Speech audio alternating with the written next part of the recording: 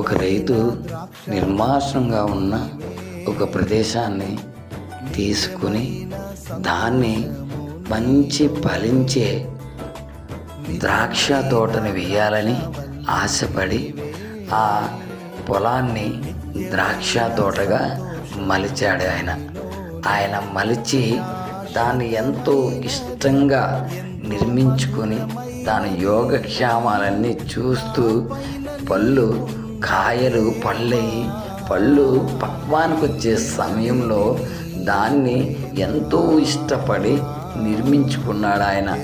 ఆ నిర్మించుకున్న నిర్మాణకుడు అనుకుంటున్నాడు, నా ద్రాక్ష తోట అద్భుతంగా ఉంది, ఎంతో మేలుగా ఉందని సంతోషపడుతూ ఆయన ఆ తోటను చూసి, దీని గురించి నేను నా జీవితాన్ని పణంగా పెట్టాను, దీన్ని కాపాడుకోవాలని